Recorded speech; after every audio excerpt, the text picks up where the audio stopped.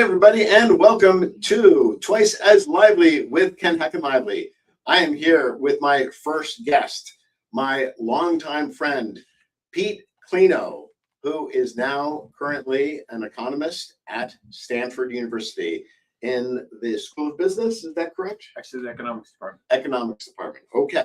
So you should know that I have known this gentleman since I was 16 years old.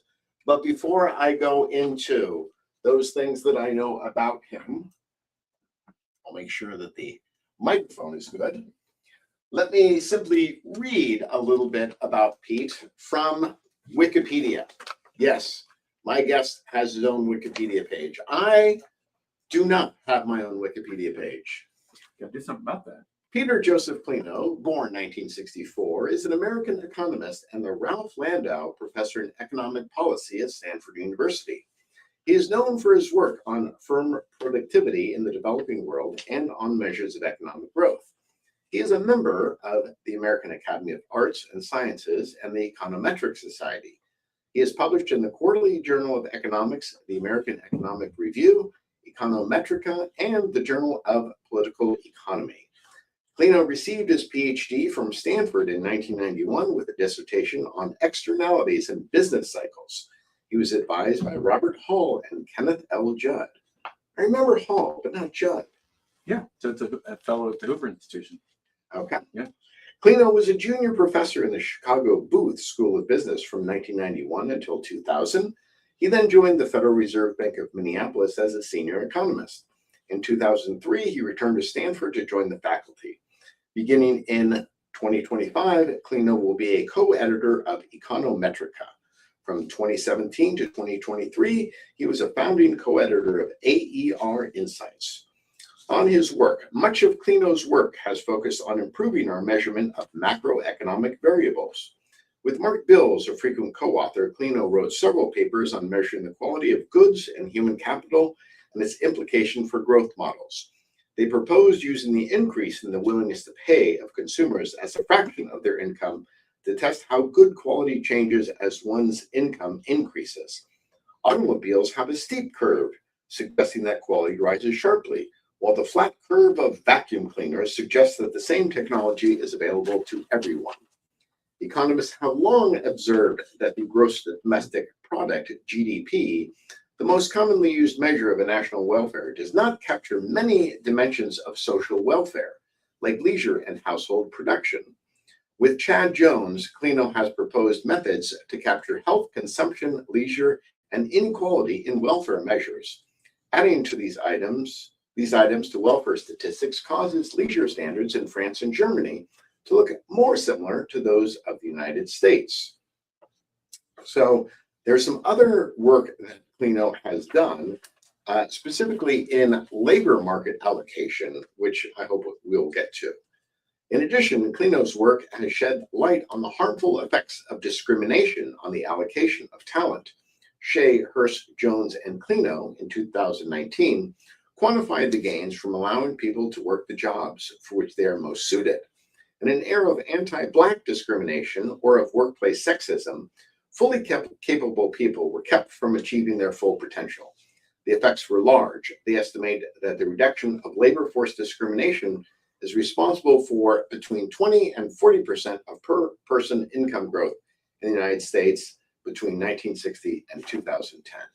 And if you want to know how Professor Klenow's students view him, let me go over some of the teaching awards he's won in his career. 1989 Graduate Teaching Assistant Award, Department of Economics, Stanford University.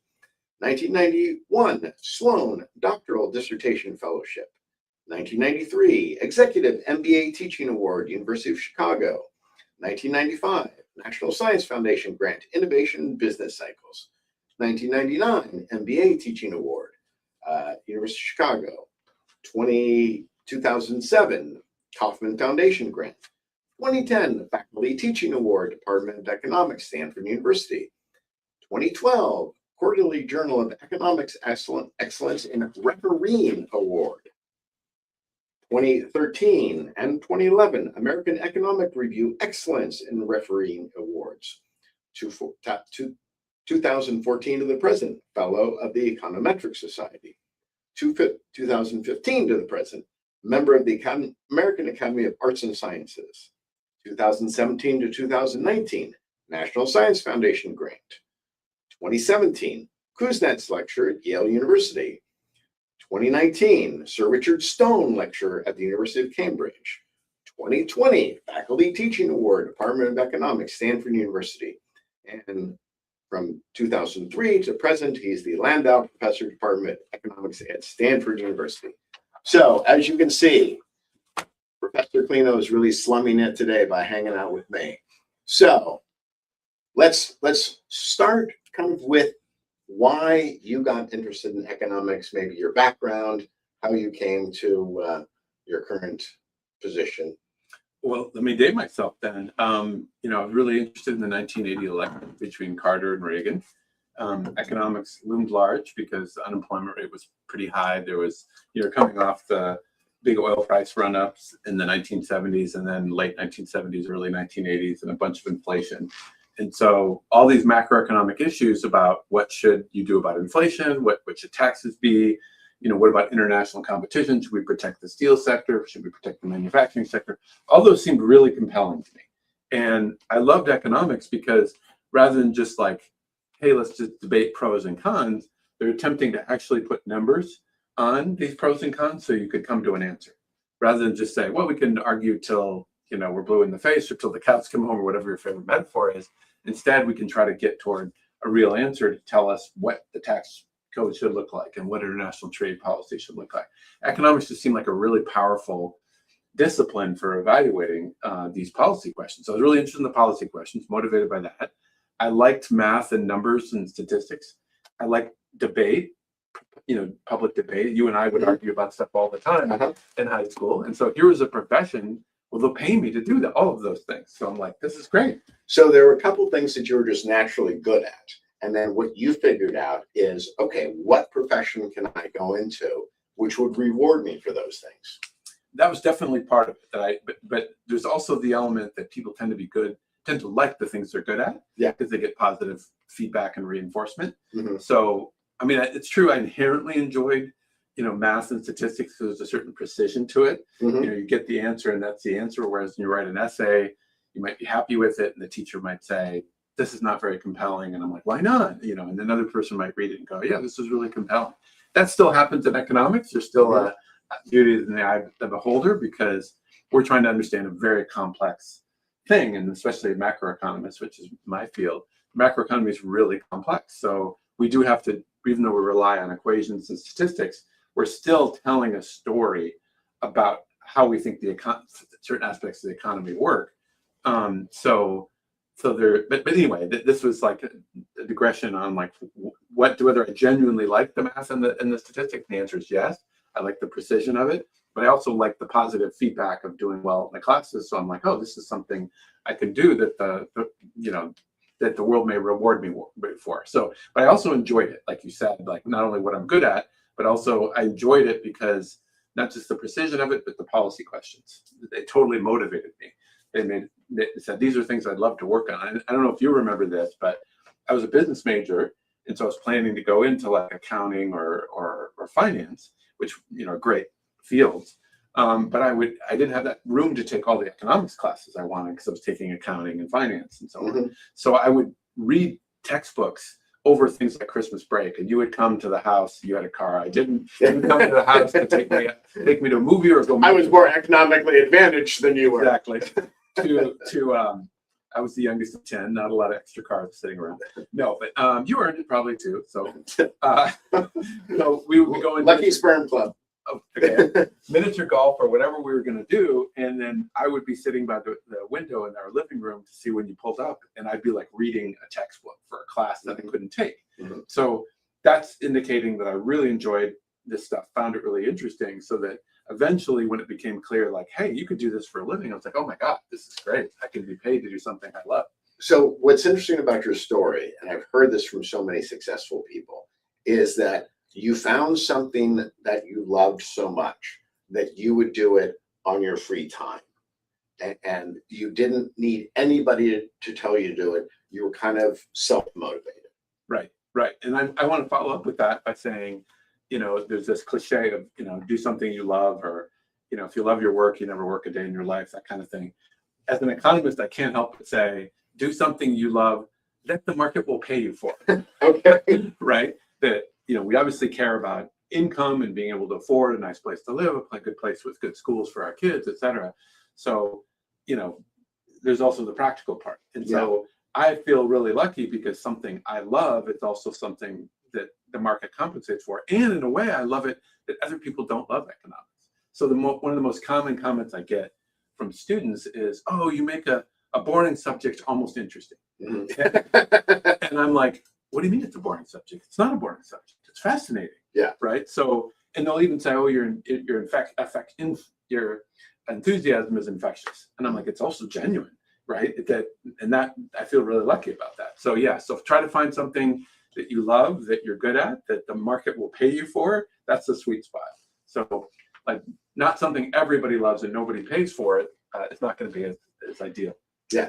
So there was one story that I wanted to tell during this interview, which is how I came to know this man. So when I was growing up, one of my good friends, John Weibel, mutual friend of ours, he was also 1 year younger than me, as Pete is. And so when we went to high school, obviously when John and Pete started at De La Salle High School, they're freshmen, I'm a sophomore, but my friend John, who is very nervous about going to high school, he starts telling me about this guy, Pete. Oh, Pete is wonderful. Pete is so funny. Pete's got a great vocabulary. When Pete was running for freshman class president, he used the word intercohesive in his speech. What 14-year-old uses the word intercohesive? Was it intercohesive? It was just cohesive. Yeah, Form a cohesive unit. Form a cohesive unit. And so basically, I got sick of hearing about this guy, Pete, and how awesome he was. Because I was thinking like, well, I'm pretty awesome too. Why is now you're loving this Pete guy so much? And so we went to a Christian Brothers high school, and I was close with the brothers there. They had a brothers residence, and Pete was as well, especially because, as he said, he was the youngest of 10 kids, most of whom had gone through the Catholic high school or the Catholic girls high school, which was across the street. And so one night when I was there, I was over 16, so I had my car, and I remember Pete was there and he needed a ride. I remember this. And so I was thinking to myself, okay, this is my opportunity to figure out who this Pete guy is. And so I was like, oh yeah, I can give you a ride home. So I thought, okay, I'm going to chat this guy up and see if he's really as interesting as John says he is. And so that, has led to a 47-year friendship. And as Pete has talked about, we have discussed things over the years. So I have many pleasant memories of sitting in his parents' house. They had this great 2 chairs in front of their big living room window with a table in between it, and we would just sit and talk for hours about stuff. And so but what I felt like was really interesting, and what always I deeply respected, was you seemed from a very young age to be very comfortable with exactly who you were. And if you used big words and somebody got offended by it, you didn't care. And so I wondered if you just want to address maybe like why it seems, and maybe I'm misremembering it, or you were faking it, you didn't really feel this way. But it always seemed like you were very comfortable being exactly who you are. Okay, so I have my armchair psychology answer for that one. So I'm going to go back to like my family of origin, and also, I think there's hard research on this, that the vocabulary in your household that you grow up in feeds into your vocabulary. My mother was a big reader, so so I think I got a bunch of vocabulary from her. And I remember, we had this dance where I'd be like, "What does that word mean?" She'd like, "Look it up." Okay. Not because she didn't know, because she wanted me to have the habit of being able to look stuff up for myself. So my armchair psychology, though, is that as the youngest of 10, or even just one of the kids in a family of 10, Irish Catholic, picture a lot of enjoying arguing, enjoying disagreeing with each other. That's totally wrong. A lot of laughter too, a lot of fun. Yeah. And so the fact that I was the youngest didn't make them hesitate to ridicule anything I said. So I was also somewhat famous within the family for being a bit of a space cadet. Like, I just start thinking about something, and then I return back to the conversation. I'd be like, what? So they nicknamed me light bulb, like what? Like the light bulb. Oh, really? And they would laugh and like, oh, light bulb again. He's like, what? What did I miss? What did I miss? So I was so used to being, in a good-natured way, made fun of, that when people would have a hard time about whatever, give me a hard time about vocabulary or whatever I was into, I was just like, well, this is nothing compared to what I get at home. So I think part of my reaction, the armchair psychology is you could see somebody getting a real complex from that and being hypersensitive, and hair trigger, because there's all this trauma but instead for me, so maybe there's some temperament interacted with my household upbringing, but I think I feel like it worked for me. My siblings did me a favor by always being skeptical, so that I kind of never expect people to take me that seriously. So it's not something where I get offended if somebody puts me down or whatever, because I'm just like, I'm the youngest of 10 and no one expected anything from me anyway. It's interesting, considering our long-term friendship. One of my nicknames in the family was the absent-minded professor. Okay. So that's something that we have in common. Another thing that I was thinking about as I was preparing for this interview is I thought to myself about our friend group in high school, and it really seemed to be composed of a group of the youngest members of their family. Oh, interesting. So Chris and John so Chris Sweeney, youngest member of his family, John Henry, almost the youngest member of his family. That's right, the younger sister. Yeah. So 9 of 10. And then me and John Weibel, youngest of this family. And I think that I'm curious, what is the research that you're familiar with shown about the psychology of the youngest members of the family? What do they share in common? That's not my field, so I'm not going to know the research very well on that. I have seen some things, because people pointed out to me that the younger sibling gets less education on average. So that kind of surprises me, because you would have thought that the parents are older by then, like when they're starting out and have their first kid, and they get to college, they might not be as flush as later in life. And so the older kids might have a better chance of going to college and things like that. So I guess the evidence does not show that. The evidence is pretty clearly declining education with birth order. So that surprises me. And then I'm an outlier, because I kept getting, but I think it's because I loved the education thing. So maybe there's a good reason for that. And our parents would have killed us if we didn't get an education. Right. So now I'm just going to kind of, I don't know what the research base of this, but just from reading articles and major newspapers, they seem to describe the first one as a rule follower, and the second one is more likely to rebel. Because the first one is getting everything, handed to them as long as they play by the rules, and the second one's like, hey, they get silly special treatment. Maybe I'm going to try to rock this boat. I can. Now, coming from a big family, all those see all these dynamics all the way through the birth order. So, but I don't want to extrapolate too much from that. Like when I was thinking of your example of us in high school largely being the youngest, I was also thinking about how each of these people is different. These people, we're not like, oh, these are all the same. We all brought distinct things, but that's pretty interesting. I think none of us were that big into drinking alcohol. That was just because that's like a center of a lot of people's social life, at different ages. I'm like, no criticism. No judgments. Right. No judgments here. And as somebody who's raised Catholic, it's not a religious objection that I have. It's just purely just something I wasn't that into. Just didn't enjoy the taste or whatever. And we all, had really enjoyed laughing and really enjoying things. And one of the reasons people drink is to become more relaxed and be able to laugh and stuff. And we can do it naturally, I think. So that's part of it. Anyway, that's probably all I have on the birth order. I have read similar things about the birth order issue And it seems to be that the earlier borns are more rule following. Okay. And so I look at my older brother and one of the things that I always notice is that my older brother would seem to be more affected by parental criticism than I would. Interesting. And I would be like, yeah, so that's your opinion.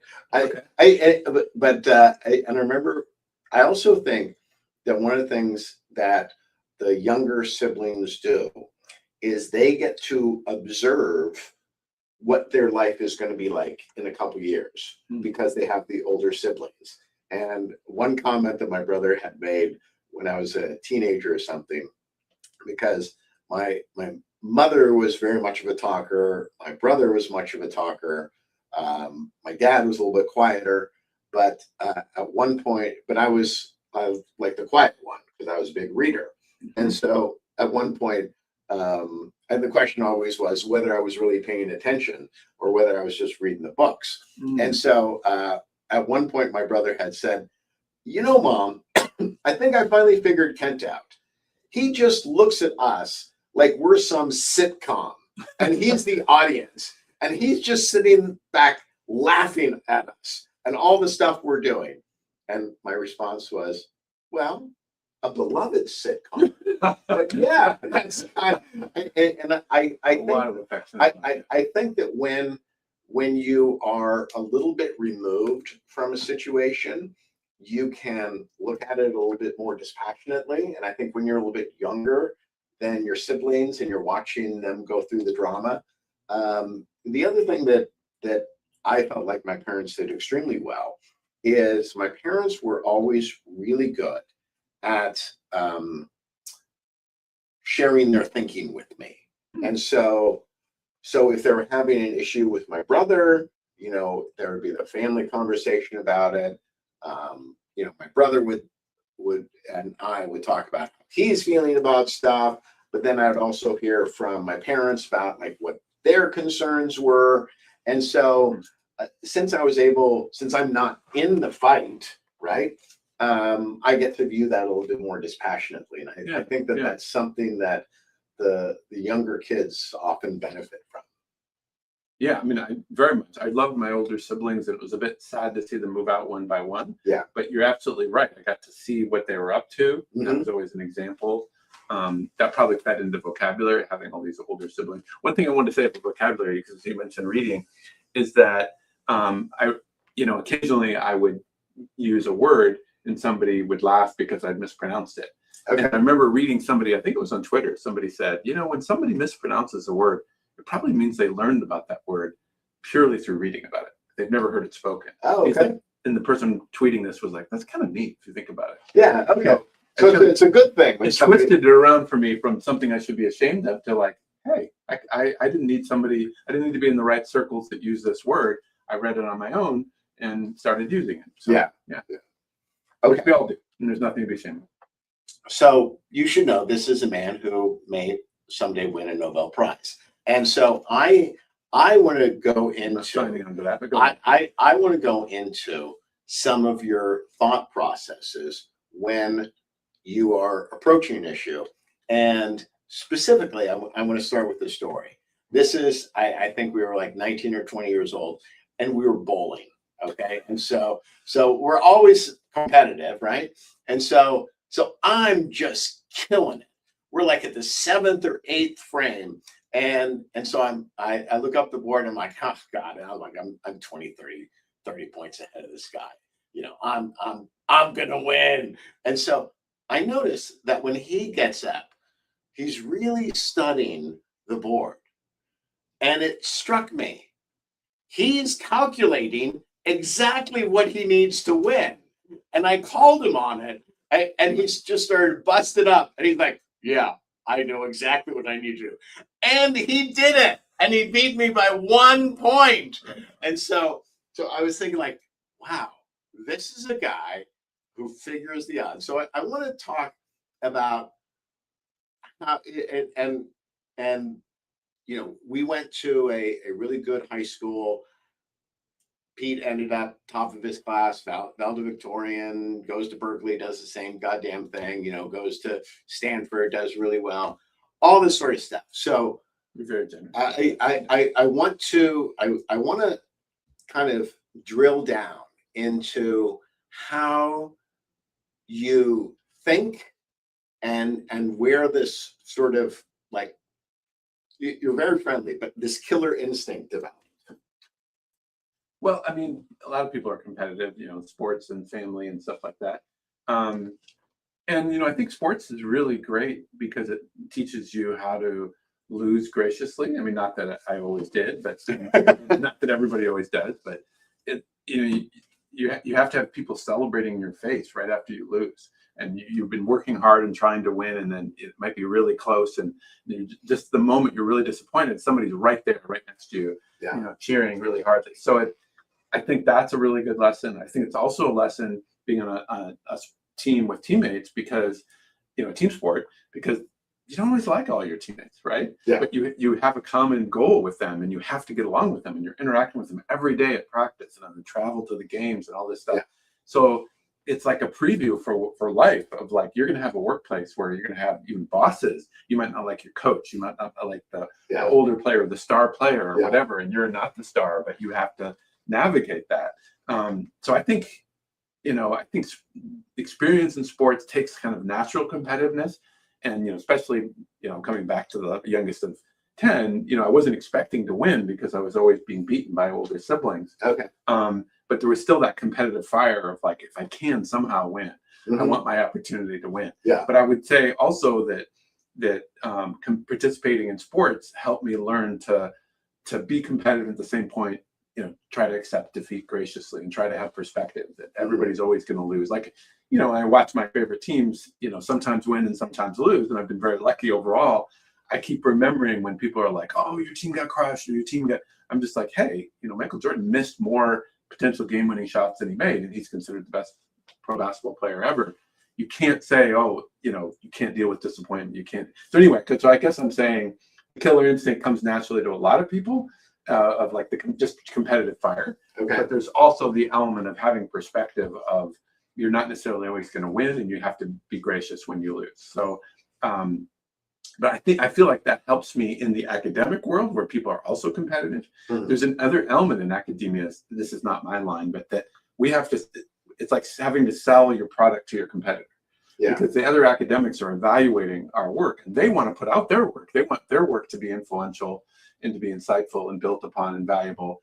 And I'm trying to sell my work to them, right? Okay. So the people who are going to evaluate my work most closely are precisely the ones with the competing product because they're the ones that share the same expertise. So they're going to be asked to weigh in. And now that I'm an editor, you mentioned in your intro that I'm an editor of various journals. Now I get to really see that. I get to see who I asked to evaluate. It's often people with competing papers. Okay. And then I have to think about, well, they might be a little biased. Yeah. There might be some gatekeeping. They're trying to thwart a competing paper. And so I just have to take that into account. And I admire the people who are more gracious about it. And I have to kind of adjust for the people who are more territorial about it. So, but the reason I'm bringing your killer comment back to this is I feel like competitiveness is common for a lot of people. And if anything, it's more like the way I and many other people succeed in making it coexist with a certain sportsmanship, a certain like tolerance of losing, because that's just going to happen. Like take somebody like Magic Johnson, he hyper competitive and extremely successful, right? And I would just see him as soon as he lost in Game 7. He could have been the champion, but with a few points went the wrong way, they lost, right? Yeah. And now he's right away congratulating the other team, smiling, saying that was great to be part of. This was incredible atmosphere. And I was like, wow, how does he do that? Yeah, I would just be petty and mad. That's the way I was at home growing up when we were playing board games. Yeah, I didn't flip over the checker set or the chess set, but the equivalent of like, you cheated, or whatever. Yeah, whatever. You're so annoying or something. And so, family is probably a good breeding ground for that. Not breeding ground for the bad stuff, but a good ground for working through those things because they tolerate you in a certain way, but at the same time they kind of enforce try to enforce better behavior. Your family is going to love you. Right. But That's safety net. Yeah, so safety net. But what you're talking about that I find really interesting is you're saying that you have a predisposition to take action, kind of like attack, and you're comfortable with that because you know there comes a point where it's done, and either you win or you lose. And if you lose, you're going to be gracious to the winner. And so it seems like I hear this all the time, that people at the end of their lives will say that what they regret is what they wanted to do, but they didn't. And it just seems like you have had a predisposition that you're going to go after what you want. Yeah. Would that be accurate? Yeah, that's fair. And then and also, this is one, again, casual psychology. I got this from a book, Chemistry, not Lessons in Chemistry, but Chemistry. Okay. It's a different novel. And in there, it contains the line that she attributes to her mother, which is that her mother supposedly said, happiness equals reality minus expectations. And okay. Obviously that's not literally true. For example, if I keep my expectations so down, I don't try to do something. I'm like, oh, I can never do it. Yeah. So why even try? Yeah. So I keep the expectations high enough that I try to achieve things that I would really like to get, but I don't feel like I deserve them. I don't feel like I'm entitled to them. So when I fail, I'm like, oh, okay. I wasn't expecting much anyway. So I would have been ecstatic to be at a job where at a university you've never heard of, where I do nothing but teach and have almost no time for writing and research. I'm in a position where I have more time for research and I'm not teaching 100% of the time, and I'm at a university most people have heard of. But to me, all of that is just bonus. Okay. Right? I get to be an economist. I can't believe I get to do this. I get to think about these issues, and I can't believe I have some time to write about it. And anybody pays attention to anything I ever write. Yeah. Right. I'm just like, wow, this is all a bonus. So that if my work doesn't get as much attention as somebody else's work, and I could get worked up and be like, oh, but my stuff is better, and why are they getting this attention? They're just they went to MIT, and that's why they get more. It's like, no, look, there's merit to what they do. This is a marketplace for ideas. Sometimes you win, sometimes you lose. Sometimes my stuff gets more attention than it deserves, and sometimes maybe less. Yeah. And so that kind of keeping my expectations down kind of keeps me trying. My expectations are high enough, my ego's big enough, or my ambition's big enough that I try. Yeah. But at the same time, it's just like, oh, if I didn't succeed, well, I wasn't expecting that much anyway. So I'm still pretty happy. Yeah, one of the quotes that I love from the Stoic philosophers is that you do everything you can in that day, and then you let go of the result. Yeah, that's beautiful. And so it's very much So let's talk about some of your work and why it's been recognized. Now I know that several years ago you're doing a lot of stuff with the Consumer Price Index. Do you want to explain kind of like why that was important and what was missing in the field, and then what you brought to it? Yeah. So I mean, economics is obviously a lot about supply and demand, and the price mechanism is so important because it signals this good is scarce. And that signals to suppliers that maybe there's an opportunity to profitably increase supply. It signals to buyers this is expensive, maybe try to economize on it. When demand is high, supply is low, price is high, kind of thing. So that's Econ 101. So the surprising thing is, despite the importance of prices in economics, we didn't have a ton of data on prices. I mean, like for individual markets, sure. People had certain stock prices. Yeah. Right? There's tons of data, by the minute data on stock prices and transactions. But that's one narrow sector of the economy. What about overall? So I was kind of surprised to see that there were some papers. Well, I should stress that when we think about like why there's a role for government to worry about business cycles, like why are recessions bad? Well, people are unemployed who would like to work. And it's not just that, it's that the wages that they could reasonably expect to command given their skills. So it looks like a failure in the market where somebody who wants to supply labor could have the productivity to earn, say, $30 an hour, but they're not able to find that job. They're not able to find that match. Why is that match not working? Why is that mechanism? Some of it's inevitable. It takes a while to find. But what if prices can't adjust? What if wages can't adjust? We don't have this in like the oil market because the prices adjust every minute. So that market clears, meaning supply equals demand. The price adjusts to equilibrate supply and demand. But for many, many, many products, including labor, wages aren't constantly adjusting. But so I was looking at prices, and prices don't constantly adjust. And when prices don't adjust, then the market might not clear. Maybe firms don't have enough demand and they're not adjusting their prices to try to get more demand because they prefer to post a price and keep it stable or sticky for a while. But that means that there might be a worker who'd love to come and work for that firm. And if they just lowered their price, they'd get more orders, they'd get more business. They'd, a restaurant, if they lowered their prices, maybe they would get more traffic, and they would be able to hire more waiters and more cooks and all that stuff. So prices, whether they adjust and how flexible they are, is really important to how we think about governments like the Fed, or parts of the government policy, the Fed, or even like stimulus packages where you send checks to households. Those are motivated by recessions are bad things, their markets are failing, and the predominant view is they're failing because prices and wages aren't fully adjusting. Okay. So then it's surprising that we didn't have that much evidence on how sticky prices were. Stock prices aren't sticky, right? That's adjusting. Oil prices aren't sticky. We had data on commodities, which is a small share of the economy that's very flexible. Yeah. And there's some data on wages, but not a lot of data on just like prices for all goods in the economy. And I was studying things like how much products improve, which you mentioned in the intro. And so I was talking to the people who measure inflation because they say the new car model is 10% more expensive than the previous car model. The government's making an assessment. By the government, I mean the people who put together the Consumer Price Index, which is the part of the Bureau of Labor Statistics, which is part of the Department of Labor. They put out the official inflation rate. So when they see the price of a new car model is 10% higher than the previous price, they have to make an assessment of how much that 10% was kind of explained or accounted for by better quality. Okay. Cars are getting better over time. They don't break down as much. They have built-in features they didn't used to have, like power steering. Yeah, obviously. Backup camera. Yeah, exactly. Yeah, all these features, Bluetooth, etc.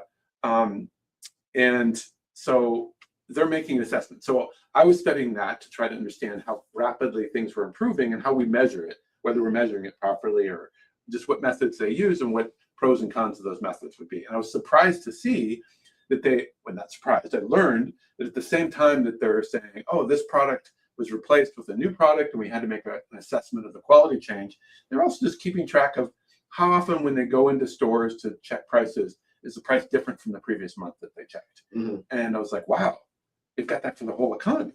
And so this is really important for how we think about government policy, but we haven't had all this rich data. We're talking about product store level data on how often the prices change. So that project was just documenting using government data how frequently prices change for various products. And commodities like oil or even like fresh fruit and vegetables at the grocery store, they adjust all the time. At the other extreme, there's obviously government regulated stuff like utilities that don't change prices very often. And then there's a lot of stuff in between. And there's clothes, there's food at the grocery store, there's cars, there's insurance, there's healthcare, there's education. A lot of those are pretty sticky, right? Like the tuition or the rent in an apartment. So it's just documenting how sticky stuff was, and that was very useful for people trying to understand more deeply how does the economy react to shocks and events, and how should the Fed react to those events in a way that's stabilizing. So that's why it was influential, is because people said, oh, this is really useful. And then there's different directions you can go, because you can say, well, let's look at more historical data, or let's look at more recent data and see if any of the trends, like if prices become more flexible. There's some evidence for that. But at the same time that every individual product has become more flexible, partly because of electronic pricing. If you have electronic, if you're buying something from Amazon, they can change that price much more easily than you can in a Walmart grocery store. At the same time, we've been shifting towards services, which are stickier. So anyway, I'm saying in this paper, not only did it fill a niche of or fill a gap in the literature of we believe price stickiness is really important for why the economy has things like recessions that the government needs to do something about. But we don't have it'd be like saying we think cholesterol is a big problem, but they weren't actually measuring it. They didn't know how much high cholesterol existed in the population, how it correlated with heart disease. They had a theory for connecting them, but they didn't see all the data on it. So that's the nature of what we did. What I was trying to go with, one of the reasons it was influential was not just that it fed directly into things we think about, but there were many directions people could go. They could like I said, they can do earlier time periods, later, other countries. Yeah. And there's dozens of other countries out there. So Yeah. now dozens of countries, doing these studies and saying how sticky are prices in Canada versus the UK versus Argentina. Yeah. And then you can also do, well, what about wages, and what about import prices, and what about export prices? So there's all these different directions to go. And so that relates to what I was saying earlier about I'm trying to sell my ideas to other people. If they find them useful to pick up and run with, so it seems like there was this whole body of data which wasn't being utilized by economists, and basically, for lack of a better way of saying it, you discovered the gold mine and said, "Oh, let's start mining this." Right, and it's to the credit of the government agencies that they allowed academics to start studying that data. So without them collecting it and sharing it, I couldn't have done it. Right. Yeah. So they were curating the gold mine, or whatever you want to talk about. But I mean, maybe I can credit myself somewhat because I was trying to understand what they were doing with quality change, with these quality improvements. So I was communicating with the Bureau of Labor Statistics, the economists there. What are you doing with this? What are you doing with this? And I was just trying to learn. Yeah. I wasn't an outside critic. Yeah. I was more like, I wasn't like there's a famous commission done by one of my colleagues at Stanford, but also people at Princeton and Harvard and MIT called the Boskin Commission that said, hey, I think government overstates the inflation rate. It's understating the rate at which new products are improving and new products become available. They had other criticisms we could get into. But and this could be really important because voters look at the inflation rates when they're voting for a political party. Political party in power gets blamed if inflation is high, gets credit if inflation is low. So this is really important data for people to have, right? 100%. Just you're saying just for voters, to be informed about what's going on. They can see what they have to pay for stuff. Yeah. So they have their own experience, but it's also helpful to know what the national experience is and say, not only do I have a bad experience, but I think nationally we have a big problem, and I'm going to blame the current policies that have led to that. Absolutely. But I was going to say the fact that I wasn't coming in as a critic, coming in as a Boskin Commission, you're doing a bunch of stuff wrong. Yeah. Now, the Boskin Commission was quite constructive. They said, here's what we think you could do that could be improved, and here's some suggestions for improvement. And the BLS took a bunch of those things on board and made those improvements. But just the fact that I was coming in saying, I want to understand what you do. I want to understand how you measure this, and write some papers about, the pros and cons of what you guys are doing. And so that made them more amenable to like, well, this person's not out to just make us look bad, right? I think there's something maybe we should share some of this data with them. I think there's something really important that you pointed out there, which is that if you really want to work effectively with people, figure out how you can work constructively together. And so it's always been something that I've observed about you over the years, is that it's not just coming in and attacking, it's coming in and saying like, how can we make this better? How can I help you better understand what's going on? It's very much of a teacher role. It seems like you in a sense, were teaching some of these government officials the importance of their data. Yeah, I think that's true. And they also appreciated that I wanted to understand what they do, because they have a lot of wisdom. They have a lot of knowledge about how they collect. So you're respecting them as well. Yeah, and they are really professional people who take their jobs really seriously and do them well. And so that's why they're sitting on a gold mine. They created this gold mine. Right. But they also, if I wasn't constructive in my interactions with them, they were not going to share it with me and let me start using that for my studies. So that was very generous on their part. But like you said, part of that was just me communicating with them so they didn't feel like, oh, you're asking us to go through effort that will help you in your career, but in the process, you're just going to criticize us. You're not stealing from them. Right. You're developing this asset for mutual benefit. Right. Exactly. That's a beautiful way to put it. Yeah. Yeah. And that's true even when so even when I encounter some team that's doing research that's competing with my research, I've been doing this long enough to realize that can actually be a good thing. Because on the one hand, you'd say, well, wait a minute, does that mean somebody else gets some of the credit? But remember, I was saying a big thing is like providing some useful piece of knowledge that other people can not only learn from, but they can pick up and run with it and do their own thing with it. Yeah. Right. So, a statistical tool is like that. I haven't developed any statistical tools, but if people who have, it's not just that they learn something with this tool. They just developed a tool that people can learn a ton of things with. Mhm. So the reason I'm saying that is because when I've encountered, a parallel research team that's discovering some of the same things I am, now I'm more like, hey, that we're going to signal multiple papers. Yeah. It will signal to other people, this is quite useful. We'll get more attention. Yeah. And they'll say, I'm going to follow up these 2 papers. So it can actually be that we are complements rather than competitors. Okay. We can actually help move more research into an area. And some people see that better than others. Some people are battle more within their subfields and shoot each other down constantly. Yeah. It's like a mutual assured destruction. Mhm. And then other subfields are like, no, let's be more, congenial or whatever, more Collaborative. Collaborative, exactly. And I think there's different fields in economics, but one of the fields is international trade. And people pointed out to me that a lot of the major researchers are known by their first name. Everybody's like, oh, this person, this person. So, George. yeah, it's pretty collegial. Yeah. Okay. That's wonderful. Yeah. I was wondering if you want to talk about your research showing that racial discrimination affected economic output of a country, and what we have seen now that more people are allowed into the workforce. Okay. Yeah. Thank you. So I think I almost feel the need to make a defensive comment first, but which is that affirmative action is controversial. Yeah. A lot of people worry that DEI policies, et cetera, might lead to, rather than a movement more closer to meritocracy, might be a movement away, that people who aren't qualified might get jobs because of DEI that maybe their qualifications don't warrant. Yeah. So I really want to stress, because the message of this paper is very much the opposite. Very much the discrimination is an obstacle to meritocracy. And so things like affirmative action, DEI, at least in principle, can get us closer to meritocracy. So I want to stress then, as part of that, to just go back to the starting point of our study, 1960, and say it is really remarkable in 1960. If you look at, so we basically compared white men to white women, black women, and black men. Okay.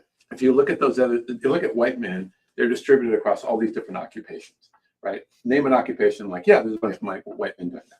Yeah. Obviously there's exceptions, and the exceptions were where these other 3 groups were. So predominantly white women were just a few occupations.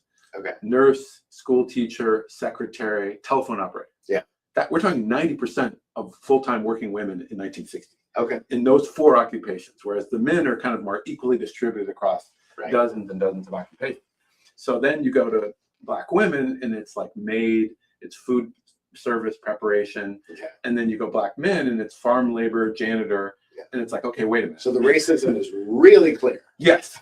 Yes. And you can have anecdotes on top of that of like Sandra Day O'Connor graduates 3rd from Stanford, can't get a job as a lawyer because it's like, well, you're a woman. So we got a paralegal job for you if that's what you want. So that was her first job.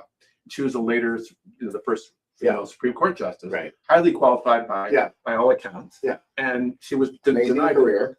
Denied that opportunity. Yeah. And then, not only does that mean, that she was underemployed, her talents weren't fully taken advantage of, but how many women didn't even get law school degrees at that time because of that kind of discrimination?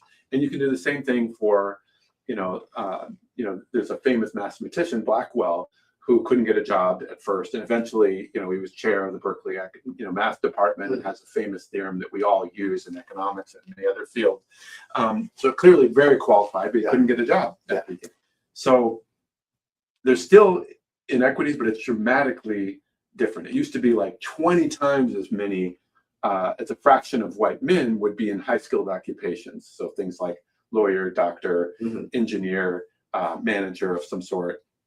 These professional occupations that require a college degree were dominated by white men. It'd be like 95% of those jobs were white men in 1960, and now it's like 60%. Yeah. So it's still disproportionate, but the gap is just dramatically smaller. So in that study, we said, look, let's say every, maybe physically demanding occupations, men and women are different, but these are basically not physically demanding occupations, right? Yeah. So you can't really argue that. So we're saying, let's just make the assumption that every group is born with the same distribution of talent for non-physically demanding occupations. And so then we're much closer to a meritocracy in 2010 than in 1960, because literally by that assumption, every group should, in a meritocratic, have the same representation in all of these high skilled occupations. Yeah. And another layer of what we were doing that's highly relevant for the active DEI affirmative action type debates is how much of the discrimination or unequal opportunities comes before you get to the labor market versus in the labor market. Because the remedies are very different. If it's in the labor market, then you need to have affirmative action type policies. If it's before, then you need to, like, suppose it's inequality in family background. Suppose the legacy of slavery, the long legacy of slavery that goes, over a century, and there's evidence. One of my colleagues, for example, does a lot of studies on this at Stanford, Lucas Althoff, that things like, if you got your own land versus if you didn't, and there's kind of random variation, or you're in an area that right across the border from an area that banned slavery or banned, you see very different outcomes generations later. So it does seem to be the legacy of slavery is persisted with things like wealth inequality. Imagine you couldn't get a house, you couldn't get a mortgage, you can't build wealth that way. The white population would be able to build more wealth. And so they're going to have more resources to tap into to get tutoring for their kids, expose them to good schools, but also to pay for college.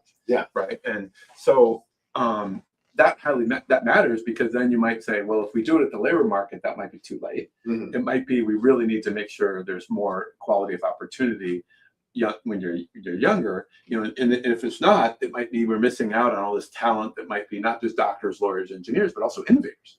Right. Think about how many Marie Curies are we missing out on. So one of my favorite studies, this is an international one, that came out after ours, was saying, if you look at the international competitions like the Math Olympiad, if you get a really high score, so if you win it, we're talking it's objective, right? You either solved that math problem or you didn't. And so really objective metric for that. If you're from an advanced economy, advanced country, US, Europe, and so on, if you win the Math Olympiad, you're like dramatically more likely to patent later in life, come up with innovations that benefit society. If you're from a developing country, no. So it looks like you just don't have the same opportunities to, go to MIT, become a professor of engineering or whatever, if, even if you had the same talent. So that's the kind of thing we're worried about, is that there's a bunch of talent that doesn't even get the opportunity. Right. And that occurs internationally, but also occurs within countries. It could be based on gender, it could be race, it could also just be family background. If your parents are in academia, they might tell you, hey, or if your parents are entrepreneurs, they say, hey, you got to do this entrepreneur thing. You got to start a business. You got to do this. There might be a really talented kid who didn't have an entrepreneur parent, who just wasn't shown that path. Right. And so part of making the economy function better to make us all more prosperous is to make sure those with the talent have the encouragement they need, the access to resources. It's really interesting. And I think that this is something that often gets missed in the political debates, is there was such a stark difference in 1960 about what men, women, blacks, whites were able to do. And, in my own family, the big success story was my mother, who was not only a college graduate, was one of the first 3 women through the University of San Francisco master's program in education. She graduated valedictorian, and what she always taught me is that men and women are equal. There's no difference between the two, and so I grew up with that vision of equality. But what was really interesting to me is that the story that I was told by my mom is that in the 50s, when she got her degree, the majority of the teachers in education were women, but the administrators were all men. And so she really broke a lot of the glass ceilings. She was, I think she was the youngest assistant county school supervisor in the state of California for Alameda County, and went on to be one of the founders of KQED, the local educational and television station. But what's really interesting to me when I think back on it is that was really such a small change that she did in terms of like education. Oh, the teachers are primarily women, but the women are shut out of administration. And so I think about that because, in the stories that she would tell, it was just so dramatic that she was one of the first women through, and one of the women that she pioneers that she palled around with, who was a good friend at that time, was a Chinese woman named March Fong Yu, who ended up becoming the California Secretary of State. Okay. At one point, and then Okay. she was March Fong Yu and my mom were good friends. But and March Fong Yu had actually been a dentist, No. a Chinese, and then went into education. Really interesting. But it just strikes me as something that, as much as I agree with the conservative, we need to, let everybody rise or fall on their own. There are these powerful forces at work, and we can't ignore kind of the legacies of what have gone before, and we really need to make every effort that everybody's potential is utilized to the fullest. Yeah, no, this is going to go beyond my research, but along those lines, I feel like we need more, not tracking, like forcing people to be on the vocational track versus, but just like more exposure to different possible paths. Like, I feel like Europe, especially Germany, does a lot of apprenticeship things. And then getting a plumber isn't so difficult like there as it is here, and they earn good wages. So it's like a solid middle class job, and we've lost a lot of those jobs because of the decline of manufacturing. So there's all these service sector type vocations that I think are well paying, that the U.S., with this kind of obsession with going to college, has not made those opportunities available to people. And again, I don't want to like force people. It's more like allowing people to do many different things and seeing what they like and are good at. Harking back to where we started, right? I feel really lucky that I found economics. Within economics, I'm a macroeconomist, but I love it enough that if you said I couldn't be a macroeconomist, that would be another type of economist. Right? It's a really good fit for me. But like, how did I know that? I was lucky enough to, be exposed to certain people who said, hey, maybe you could get a PhD. There's one TA at Berkeley. If he hadn't said that, I might be in the I want to ask you about that because I have some memories. I'm not sure if they're accurate, but I want to ask you the question of if you can recall the time where there was an instance where you thought, oh, maybe I am smart enough for X or Y, or somebody who I looked up to is not as smart as I thought they were, and they're in a powerful position. Like I correct me if I'm wrong, but wasn't there a time in high school where our local Congressman George Miller came to talk? And didn't you have some interactions with him? A little bit, yeah. I mean, you're right. Maybe I didn't view him as infinitely wise, if that's what you mean. I'm willing to challenge some of his views on things.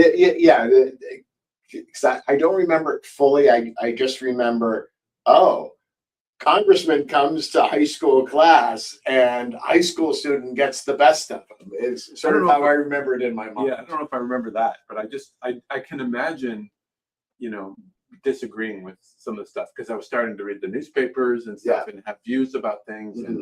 And he had particular views. He was a Democrat, and Republicans had different views. So I was probably like articulating some of the Republican critiques of his positions, if I recall correctly.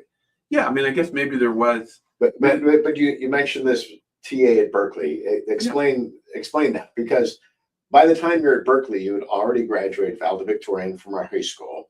You obviously knew you were smart, and you'd gotten into Berkeley, and even at that time, you didn't think that you were smart enough to get a PhD, or that was a path to you. Absolutely. So that's fascinating to me. A lot of people have imposter syndrome, where in every occupation, every walk of life, probably. So, but they reinforce this. They put it all freshman year into an auditorium, the first orientation week, and said, "You will not all get A's. You all get A's. That's why you're here in high school, but you're not all going to get A's here. Okay. So you got to just expect that. So immediately I'm like, I guess I might not belong. I might get bad grades. Okay. So that was discovering I could get good grades at Berkeley. That was a discovery. But he got all A's at Berkeley. Okay. But no, but there was also like, I was a business major, as I mentioned. but I really liked economics. And this will show the competitive side too. Okay. So in the business major, they have all kinds of great, very business-oriented classes. But for the basic classes like calculus and micro and macro, they're like, okay, take our version. We have some watered-down versions of those. And I'm like, why don't I take what the engineers and the science majors take for calculus? Don't they have a different sequence? Yeah, you could do that. That could count. But we have our own sequence. And, Okay. And I hear the buzz that it's easier. Let's take the Okay. And then I hear, oh, well, the econ classes are also the business school versions of my basic, micro, and macro. Those are watered down too. So easier. Take those. Okay. And my fellow students, I'm like, what are the best econ majors take? Yeah. Oh, well, there's an honors micro and honors macro. You can take that. Okay. That's if you want to kill yourself. Why would you want to do that? No. Okay. I want to do that. Yeah. I want to go up against that. Yeah. So it turns out the teacher for the honors micro was using a first-year graduate textbook. I didn't know that. Okay. So here I'm just trying to study this thing. It's more abstract than anything I've ever seen, right? That's one of the things that distinguish like PhD type researchers from ordinary people with many more skills. That usually a lot of skills that people who get PhDs don't have. And one of the things that PhD people have is like ability to think abstractly. Mm-hmm. And so, this was the most abstract thinking I'd seen. I'd seen some of this in math classes, like real analysis and stuff later. But at this point, I was like, wow, this is just really, let me just focus on this. Let me just try to understand this. Yeah. And I remember the first exam, getting it back. And I remember where I was sitting and everything, and I got 35 out of 100. And I was like, oh, man.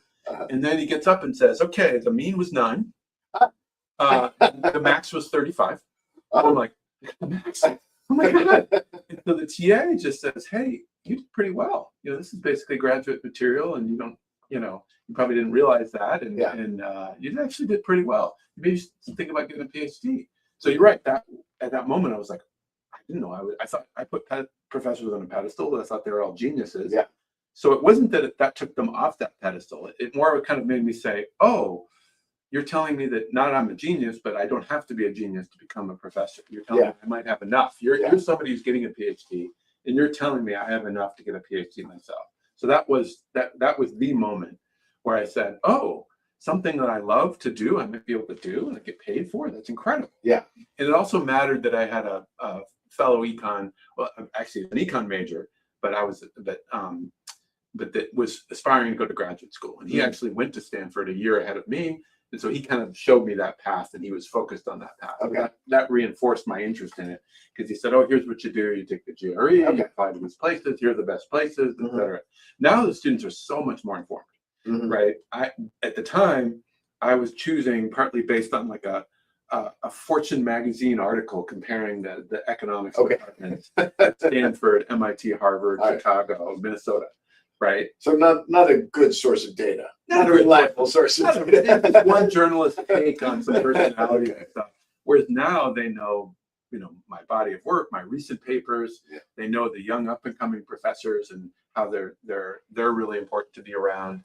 Yeah. So students are much more informed now when they decide whether to go to graduate school and where to go in graduate school. But yeah, at the time, it was really important that TA and then that fellow undergraduate who was already thinking in those terms and was better informed than I was. Okay. They helped pave the path, and I knew I wanted to pursue that path because I was like, well, this is really fun. So if I get $30,000 in income a year to do something really, really fun, that sounds incredible. Yeah. Right. So picture that means that everything that's over that in terms of compensation or being at a university you've heard of versus a university you've never heard of has all been bonus. Yeah. Right. It's all like, wow, this worked out better than I expected. Yeah. Now, some of your more recent publications have focused on the happiness of nations. And I know that has been controversial, but let's get into the research and then get into why some people will criticize it and attack it. Okay. So part of where I came in this is teaching undergrads. And when you teach them about GDP, it's a measure of all economic activity. We routinely say, hey, what's not in it. And there's a really famous quote from RFK, not RFK Jr., but RFK Sr. Okay. That was basically, I'll paraphrase it as saying, GDP doesn't measure the quality of our relationships, the quality of our marriage, our health. and then he went too far. He said it measures everything except that which makes life worth living. Okay. That's too a bridge too far. Yeah, that's a bridge too far. But the point is qualitatively right, that it misses a bunch of things. And Yeah. so in teaching GDP, it immediately you say what's in it and what's not in it. Yeah. So it does have these paradoxes, like if you hire someone to watch your children, that's in GDP. If you take your own time to watch your children, that's not in GDP. Okay. So it somehow would increase GDP if we all started hiring each other to watch each other's children, which is really odd, right? Yeah. So it does have problems. And people recently have said things like, well, if the government spends money, that counts as part of GDP, even if it's wasted. Even if it's digging ditches and filling them back up again, that will count as GDP, but it's not very useful. That's a valid critique too. So I would give the example of World War II. Because GDP soared in World War II, but we were rationing all kinds of consumer goods because we were using the production to make weapons and uniforms and all that stuff. So I had to pay the soldiers, and so GDP soared, but stuff we like to consume down. It's all being rationed, and no one can get a new car and build a new house and stuff. So all the things consumers like are being rationed. And leisure is down, which people are also like. There's the women entering the workforce to Rosie the Riveter to replace the men who are off fighting, and some women serving as well. And then you also had life expectancy down. So it was a great way to say, hey, here it looks like a boom time. GDP is soaring in World War II, and yet all these other things people really care about are actually looking worse. So it's a great way to say, GDP isn't perfect.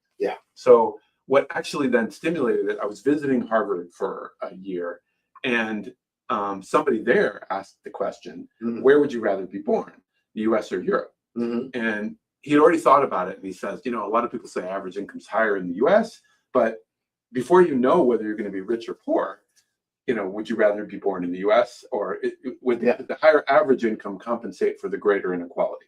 And somebody there at the table, oh, the US, because I'm talented and I would earn a lot.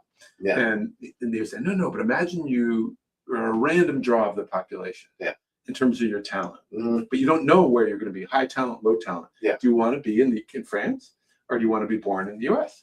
And so I thought that was a really neat thought experiment. So we thank him in the study with Chad Jones. We thank him in that first footnote that the idea originated from a lunch conversation with him. And we thought it was a really good question because, as you alluded to, people live longer in France. They have summers off. Most people have August off.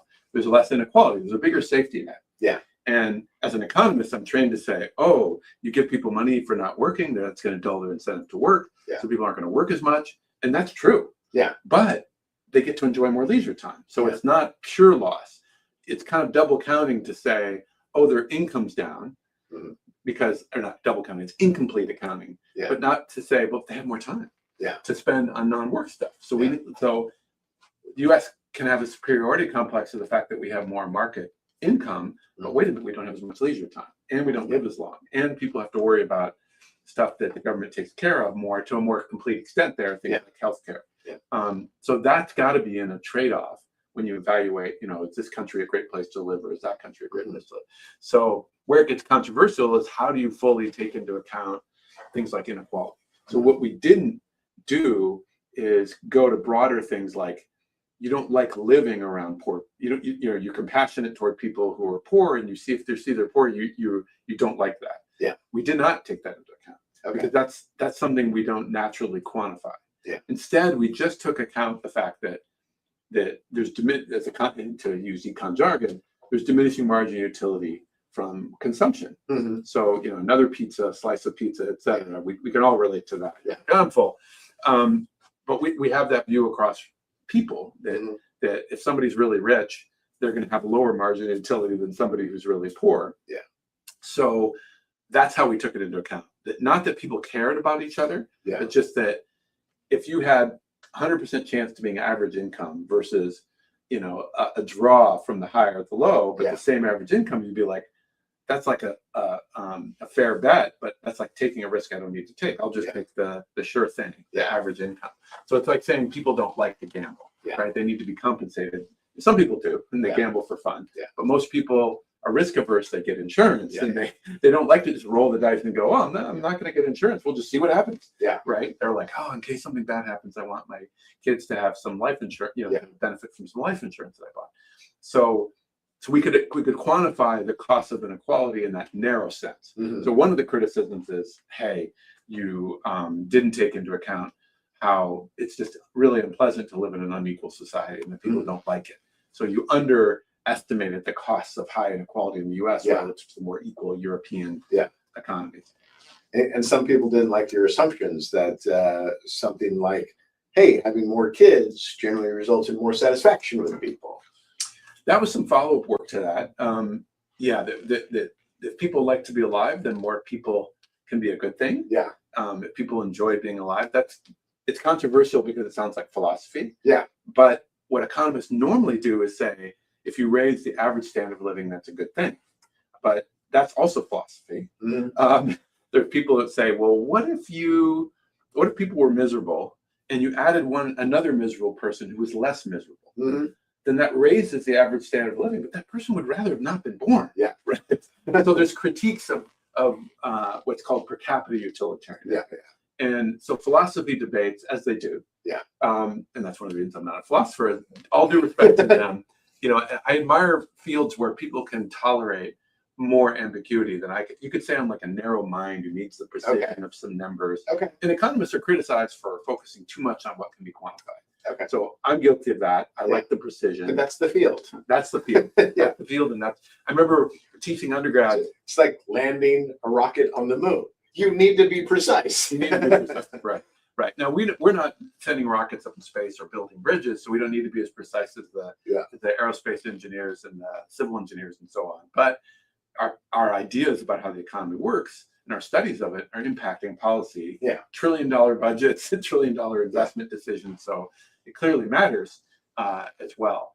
I'm trying to get back to the what we understand in the precision. So some of the criticisms could be like, I want to mention. I remember one of my topics in my research, which we haven't touched on, is income differences across countries. Okay. And even economists, when you start talking about that subject, there's a famous quote by Robert Solow, who is a Nobel Prize-winning growth economist from MIT. He said, economists can't start talking about differences in levels of development without ending in a blaze of amateur sociology. Right? People there, the culture there, whatever. Yeah.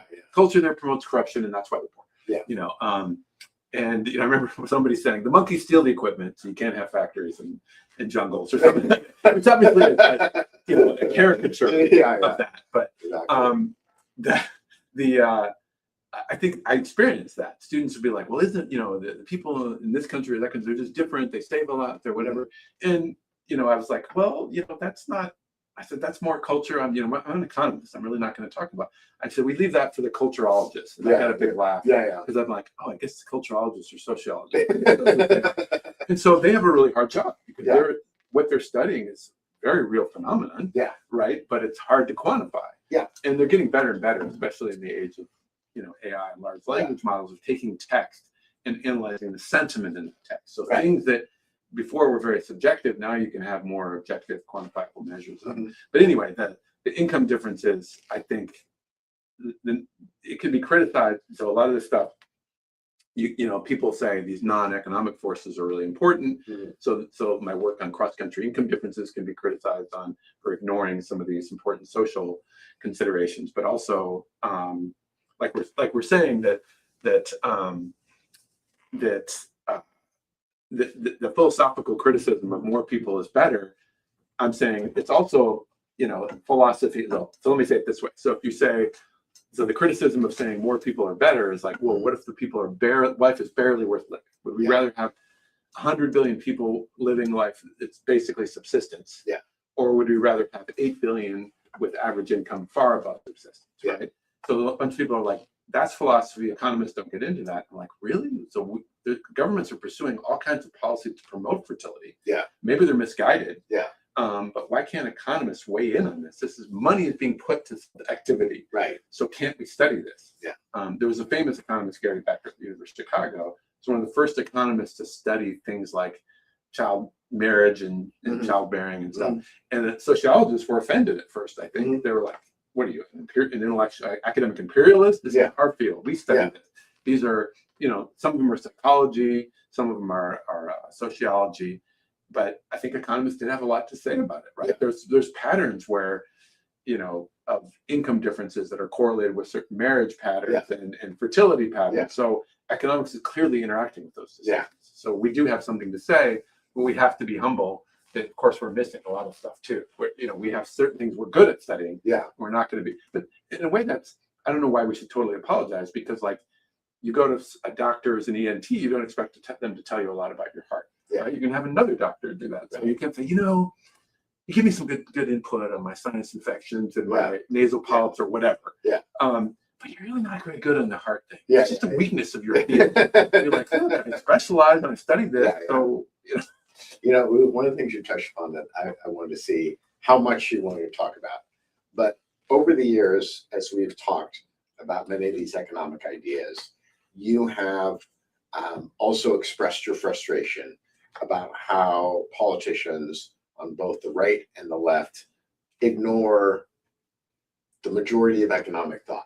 Do you want to talk about like the disconnect between what economics finds and how much policymakers will implement your findings or suggestions? Yeah, I mean, I guess, economists have this view of ourselves as like tirelessly devoted to promoting the common good, the general welfare. And so then we have this view that we're the technocrats who have all these ideas that are useful for promoting the general welfare. So why don't they listen to us? But that's like a view that these are completely public interested politicians who I guess have no interest in whether they're elected and reelected. Right. That it's some sort of Platonic ideal, even though you're the one who studied more Plato than me, I'm sure. But so I don't even know if that's a valid reference. But this is some sort of idealistic view I have of the politicians who just try to do what's right, when in fact they have to get elected. And let me swerve big time into politics right now. This is dangerous. Don't worry.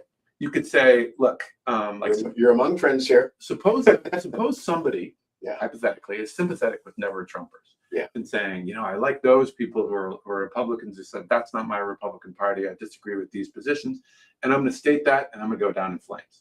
I'm going to be primaried. I'm never going to be elected again. And we can both name a dozen Republican politicians who went that route. I'm also pretty sympathetic with somebody saying, you know what? Maybe I don't need to vocalize all of those criticisms. Maybe I want to be more constructive. Maybe I want to work with this MAGA movement that I don't totally agree with to get the stuff done where I agree with them, and maybe try to mitigate some of the damage of stuff that I don't totally agree with. Then those people can get reelected. Then they can be in office and not be replaced with people who have views that are farther away from their views. So that's more of like a realistic maybe view of how politicians think. And they have to get elected, right? And they have to, and they can rationalize this. And like, if I don't do that, if I don't pander in some ways, then they're going to have worse people representing the American public, and American public's going to be worse off. So I want to be sympathetic to, they have their own problem, their own profession. I have my own thing. I want, I want a reasonable teaching load. I want good compensation, good quality of life, good environment, research funding. I have all my own selfish things. So I should look at them and say, they're not ideal. They don't fit some idealistic thing that they're just selflessly promoting the common good. Neither are we. But so let's think about what their objective is, and that does really change your view of like politicians, because then you need to find something that they want, they want to do. I remember one of my favorite undergraduates. He would say to me repeatedly, "You're always advocating policies that will never pass because they're not politically popular." And some of them. So, once every few years, I'll email him and say, it passed. Because things that, that at the time people are like, no, I hate that. That's a terrible idea. One of them is limiting mortgage. It's not going to be very popular in California, limiting mortgage interest deductions and state and local tax deductions for federal income taxes. And, the undergraduate said, there's tons of homeowners who hate this. They're never going to vote for it, so it's never going to be passed. And we can talk about why it did eventually pass. But I was always telling him, look, we have to advocate for what's right, even if it currently isn't politically popular, because it may become politically feasible. Yeah. But also, like, imagine doctors did this. Imagine they said, I know vaccines are a topic you care a lot about, but imagine certain vaccines are very effective. Yeah. And imagine they said, but politically, it's just a non-starter. Yeah. Say in some country they believe that polio vaccine sterilizes kids. Yeah. And they're saying, I'm not going to take this, and Yeah. nobody around me should take this. Yeah. And that's what I've heard. And so doctors could say, vaccines are just not popular in that area, so I'm going to pursue other policies. That makes sense. Yeah. But it also makes sense for them to continue to advocate Yeah. in case the tide turns. Yeah. If they Well, believe, you have to assert what you believe is true, because one of the principles that I try to live by is that if you believe something is true, you are morally, ethically, and spiritually commanded to speak the truth. And whatever happens to you, it doesn't matter. You have an obligation to speak the truth as you know it. that's a very noble, idealistic view. But it's also something. It's something that I think as you get older, you see is a more important value, because you may suffer in the short term for doing it.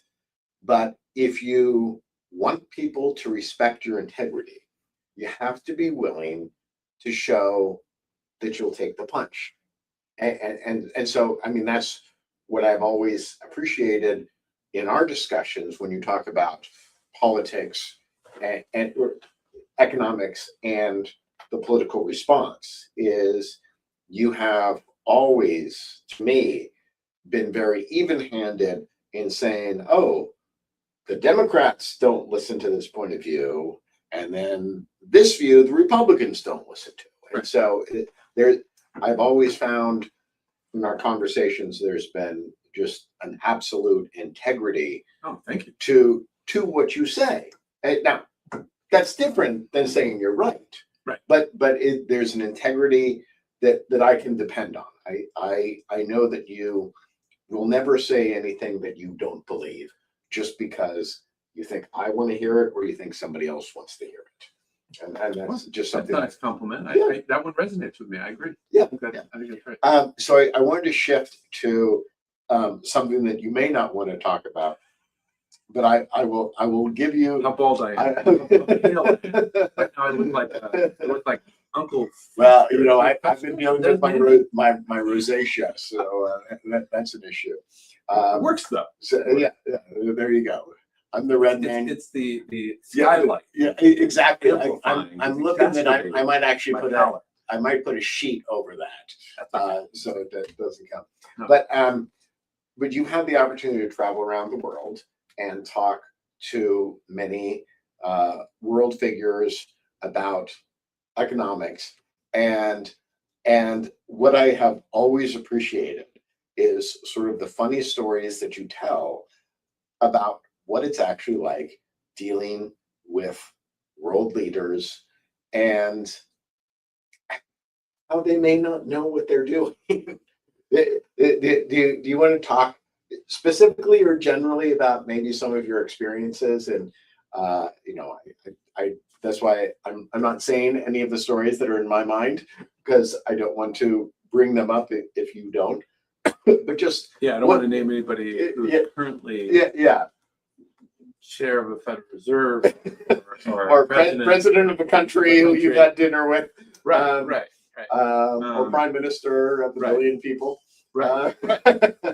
No, I mean, it does make sense that maybe you don't want an economist to be prime minister, so you don't need that. Although the finance minister should be pretty literate in economics, or the treasury secretary. There's also, let me pick on a fellow economist, Kevin Hassett, who's, let's see, and maybe he's chair of the National Economic Council. That's right. Okay. So, I guess I was going to say that maybe you don't want economists in charge. Maybe you want them to be advisors, to be providing input. Okay. Maybe, we have the kind of people who become economists have certain weaknesses and blind spots. So maybe you don't want us to be. What would you say those are? Why? I'm curious on this, because as I have talked to you over the years, I have also said to you, why don't you go into one of these government positions? And you've said, oh, I don't want to do that. I want to stay with research, which is something I greatly respect. But my question is, why shouldn't an economist be president of the United States? I guess is my question. Well, I guess when you frame it that way, I'm not saying they shouldn't be ever president, but that maybe I'm just saying maybe I stated that too strongly, because I immediately think of the Argentine presidents and economists, and there's been other countries with presidents who are economists. So I guess but I will try to answer the question, what are some tendencies we have and weaknesses we have for that role? So I think one of them very clearly is we can talk very bluntly about winners and losers from an economic point of view, from a policy. And so it comes across as pretty heartless, right? Okay. And we almost have no patience for people to say, I feel your pain, which is a famous Bill Clinton line. I was just like, what are you going to do? Yeah. What are you going to do, and who's it going to help, and who's it going to hurt, and how much? Yeah. Right. Whether you feel my pain doesn't matter to me, but it matters to a lot of people, like feeling like whether the president's on their side. It matters to their effectiveness, to their ability to put a coalition together and get stuff done, to get popular support. I think economists, because we are so blunt and maybe heartless, are generally bad at that. Okay. Like an example that touches on your thing about like having more people could be better is that governments. So I'm already defending the economist point of view. So economist's point of view is that a life does not have infinite value. Okay. Now that's really objectionable to a lot of people. They say life is precious and sacrosanct, and might even be inconsistent with my religious upbringing. Yeah. But from the economist's point of view, it's like, well, we get out, we leave the house, we do all kinds of things for a little bit of entertainment that risk car accident and death. Yeah. Right. Or we cross the street when to go play basketball. Yeah. And thereby risking death in the process. Yeah. And so our decisions show that we don't put an infinite value on it, and we don't want to shut down everything. There's a famous Milton Friedman line about like, if cars were going to be perfectly safe, we'd all be riding around in tanks that we can't afford, so no one would be driving at all. Okay. Right. And it'd be so expensive we couldn't get anywhere, etc. So but I think that's an example where economists just have no patience for not talking directly about like, well, is the value of life 100,000 per year? Is it 300,000 per year? And is it lower in a poor country because their lives aren't worth much? That is horrifying to many of my undergrads, for example. Yeah. And we say it routinely. And I let me go to the defense I was going to say, which is governments are doing this, right? So the U.S. Environmental Protection Agency, the Department of Labor for the OSHA, the Occupational Health and Safety Administration, but also like the Department of Transportation, they have to make decisions about whether safety regulations are put in place or not. Yeah. And they have to say, well, this would cost this much, and this is how many lives it would save. Yeah. Right. Yeah. And they're making a cutoff. Yeah. So they're putting a value on a year of life, and choosing regulations for safety and health that reflect that threshold that they chose. You can criticize the threshold, but like not talking about it seems wrong. So one thing they do, for example, is they don't value young lives more than older lives. And so somebody really helped me, a colleague, Valerie Ramey, because, so here's one for you then. So right after COVID, or actually right during COVID, so April 2020, the med school at Stanford has a flash course where they just have a guest lecture every week from a different field, epidemiology, mostly doctors. Yeah. They said, oh, this economist wrote something really quick. I wrote with Chad Jones and Bob Hall, these two colleagues at Stanford. We wrote just a quick note of like, how much would we be willing to shut down the economy? What fraction of the economy are we willing to shut down in order to prevent, say, 1 in 200 people from dying from COVID? That was the number we took off the shelf from some Imperial College London estimates of early death rates. Yeah. As you know, the death rate is strongly increasing in age and in other complicating factors, like you have lung problems already and things like that. So in my talk to the med school, when I was telling them, here's how much these lives are worth, I was saying, well, young lives are worth a lot more because there's a lot more years of life at stake. Yeah. So, and got tremendous pushback. How dare you treat an elderly person's life as worth less than a young person's? Okay. So now I'm going to circle back to my colleague, Valerie Ramey, who said, you need to frame it as a year of life, that you view all years of life as equally valuable. And so for someone to say an 80-year-old dying of COVID is not more tragic, is less tragic than a 10-year-old dying.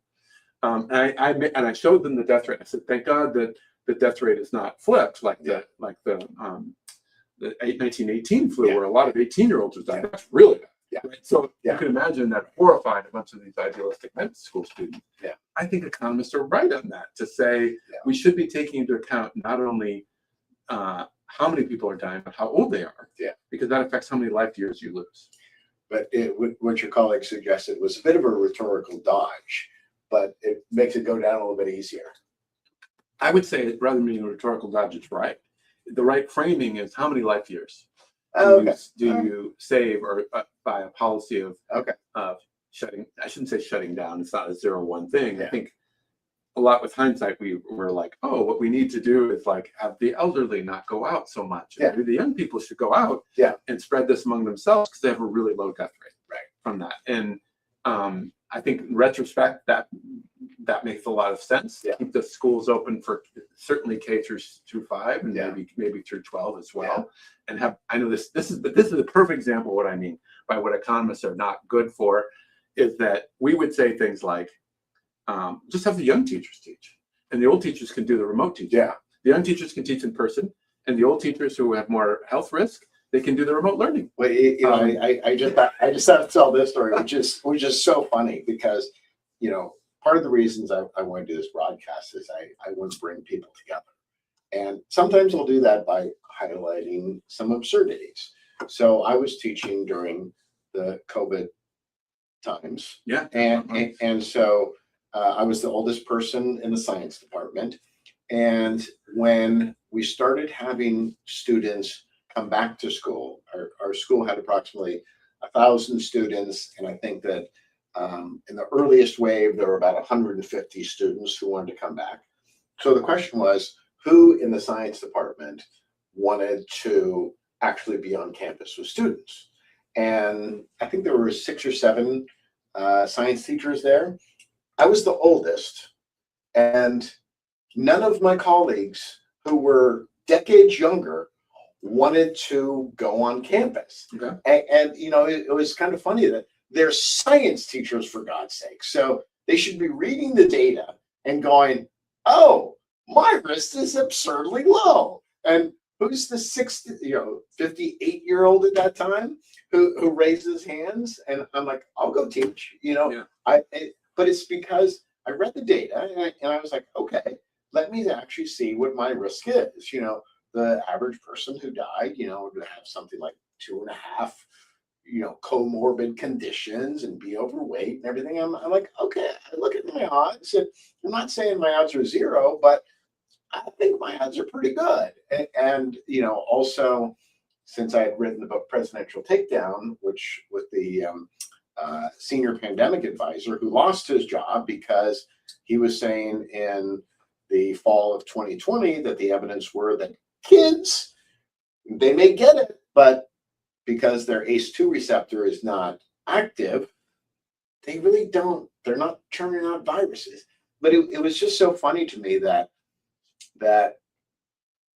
people who are supposedly following the science were not following the science. And so, the oldest teacher in the science department is the first one to go back, and oh my God, the sigh of relief from my fellow science teachers. And I was just like, for God's sakes, but we'll digression there. But it just, I think it's just kind of interesting. I think it's related to what we're talking about, because I think like there's fear, right? And this is something that what I am really hopeful that this broadcast will do is I want to address so many fears that we have. I did this episode yesterday, which was research talking about how people are turning off the news for large amounts because they're just overwhelmed by all the bad news. And I said that there are a couple filters that you need to put on it. One is whatever shows up in a media story, you have to understand is the worst thing that happened in that area that day. And so since we have instantaneous communication, we're getting all these stories and we're bombarded by all the bad news. And our systems are not really developed for this avalanche of bad news that we get, because we're designed to survive in a world which is not civilized. So what are we thinking about? We're thinking about, oh, is there a tiger in the woods close to us? Is there a neighboring tribe? Are all the children within eyesight? Do we know they're all safe? Oh, okay, all those things are satisfied. Okay, I can relax. But we live in a different world, and it's also that our senses are more activated by the threat of a tiger in the woods than seeing a beautiful sunset. So we are designed by evolution to quickly assess threats and deal with them, not appreciation of beauty, love, devotion, all those other things. They're there. But our media environment is bombarding us with constant threats, and that's making people turn off the news. And I understand that response, but what I'm questioning is whether, and it's tough for the media, because the media, goes by clicks. And so if they throw out more threats, they get more clicks. So I'm actually asking them to interrupt their business model. Right. But to an extent, it's harming us as individuals, because then we're turning off the news. And I don't know what the answer is to that, but I'm just trying to provide something of an antidote by having conversations like these. A version of that, and I'm going to digress a little bit and get to it. The version of that is like, economists have little ideas about things. Like, one example would be, spam is not as big an issue as it used to be in terms of email. Yeah. The filters are better, and although some people have horror stories still. But economists are like, just charge them 1/1,000,000th of a cent for every email they send. Yeah. You and I never have to spend a cent. Yeah. But somebody sending out 5 million now has to spend, a bunch of money every time they send it out. Yeah. And so that's going to cut way back on this spam, this, blanket type emails. So I'm bringing this up in the context of like quality of information and misinformation, that people are, being bombarded with stuff that's activating their flight or fight response. Yeah. Or preying on their fears. I'm like, well, I'm not an expert in every area, but I have interest in health and things like that. What if I could, let's do Facebook for a second. I'm to date myself. I'm not I don't post much on Facebook, but let's just give that for concreteness. So I have friends on there who are medical doctors and have other specialties. What if I said, only send me medical or health related articles that are from outlets that this person approves, and maybe that doctor friend would only approve something from WebMD or the Mayo Clinic or NIH or whatever. Yeah. Right. And then I was talking to an economist who specializes in the economics of social media, and he immediately was like, "Well, they're not going to want to do that. That's not in Meta's interest. Why would they do that? Why would they offer you this option?" And the economist and me are like, "No, because then I'd use it more because it was more reliable." And they're like, they just want to see if you'll stop and pay attention. Yeah. And they're testing constantly what you stop and pay attention to. Yeah. Yeah. So the fact that they can figure out algorithms to make you keep watching more stuff, that's all they need. They don't want to give you better information. They just want to make you watch more and get more advertising revenue. Yeah. Yeah. And of course, as an economist, I understand that that's their objective. Yeah. But it means we have to think about ways to combat that when it's not serving the public interest. Okay, so I want to wrap up. We've been going for a while. Too long? No, this is great. Is there anything in economics or the world that you kind of like wanted us to talk about, or AI maybe? I guess it's on everybody's mind. I guess. All right. So yeah, obviously there's lots of threats from AI. Yeah. Is it going to cause disruption for people's jobs? Is it going to cause massive inequality, or a few people going to control it? Yeah. And it's going to be very productive, but it's going to make only a few people rich and the rest will be poor, and might even, make politics worse, because if those people can kind of we could have like like oligarchy type government where they're controlled by a few really wealthy people. So I see lots of dangers, and then there's dangers like, the AI turns against us, or bad actors use it to create bioweapons, or who knows what.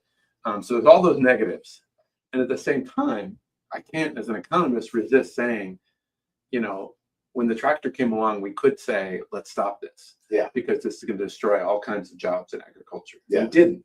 And I think we're wealthier because of it. We're better off because of it. And even if you said in real time, but what are the jobs that are going to replace this? You wouldn't have been able to come up with them. You wouldn't have known. Look at all the jobs in accounting and health and education and all these service sector jobs that arose. You couldn't have forecast ahead of time.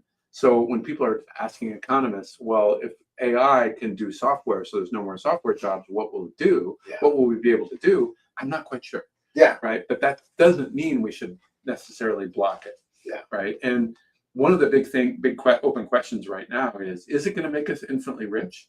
In which case we might have a good problem. So I guess I'm saying, there's a lot of dangers, but there's part of me that says, if this is an amazing technology, let's try to use it and worry about the distributional implications and the safety implications. Try to contain those, try to get the best of what we can out of this. For example, if this could solve global malnutrition or cure Alzheimer's or cure certain types of cancers, do we really want to block this? If it helps us do those things, but we clearly need to manage it. And there are big problems like the fact that it's a global arms race, right? That if a bad country actor is the leader in this, that could be really problematic, right? Because of the military implications of that. So that does kind of scare me. Like if you compare it to nuclear proliferation, only a few actors were organized enough to get that, to get the nuclear capability. So we could have a nuclear non-proliferation treaty, not perfect, right? I don't think North Korea should have a nuclear weapon. I'd rather Iran not have a nuclear weapon. And there's lots of countries I'd rather not have a nuclear weapon. But 80 years since a nuclear bomb has been dropped on a city. That's actually a good thing. That's not a bad record. Right. And I think, but the fear is that AI as a technology is harder to contain. Right. And it does have this, like whoever is going to be leading, you see the back and forth in Ukraine versus Russia, right? Who makes the latest strides in drone technology is who has the upper hand. Right. So I'm scared of that part of it, but at the same time, I'm like, wow, if it could, it wouldn't be. Let me end with this: that John Maynard Keynes, one of the greatest economists of the 20th century, for reasons unrelated to what I'm about to talk about, he was related to thinking about the Depression and in the lack of demand in the Depression, the government can fill in that demand with government spending programs. That's what he's known for. But he wrote this essay, I think it was in the 1930s, called "The Economic Lives of Our Grandchildren," where he imagine we're so productive that we don't have to spend much time working. We can spend one day a week working, and the other days of the week we can do volunteer work. We can work on artistic pursuits. We can go fishing. We can do all that stuff. And he was like, "That sounds great. This sounds much better than having to work 60-hour weeks and breaking our back and working outdoors in construction or whatever." And this potentially could move us in that direction. Right. It could do a lot of things for us. So if it's only software, if it just makes software as free as water and air, that will be a bit of a disappointment. It'll be a good thing, but it'll be a bit of a disappointment. I'm hoping it actually has applications in many different areas. But if the worst case scenario is it made us all rich and we don't have to work, and we just have to make sure we're all rich and not few people getting it, maybe we should gamble and try to do that. Well, here's a perfect example. So I've written about AI and what some of the potential problems are, but I've got a new book coming out, and I hired a guy for like $1,500 to put together an AI trailer to sell my book. And it looks freaking awesome. That's great. And it was so funny because what ended up happening was a great guy. His name's Doug, and I had given him a copy of my book and sort of an outline of it. He did a version of the trailer, and I was like, I'd like to change it a little bit. I use this for the narration. I want this scene. I want that scene. And first time back, it was freaking beautiful. I mean, it was like 95% of the way done. And I was just thinking to myself, like, okay, so I spent $1,500 to put together that trailer, and that is something that I'm sure if I tried to put it together with actors and doing all that other sort of stuff, $50,000. And so, I'm like, oh my God, I'm always going to use AI for book trailers. Okay. And the other thing that was kind of interesting was I was just thinking, okay, book trailers before, what would they have? They'd have a narrator, and then they have your book come up, and oh, buy this book. Now, my book trailer looks like a Netflix series. Yeah. And so I'm excited about the possibilities of AI. And you mentioned the Ukraine-Russian war, and what I think is really interesting is I know that you and I will have different opinions about how that war started and a lot of the politics that went into it. But what is clear is that AI is really turning this into a drone and robot war. And both of us would agree that drones and robots being blown up is a lot better than people being blown up. There's too many people being blown up still. Yeah. But And also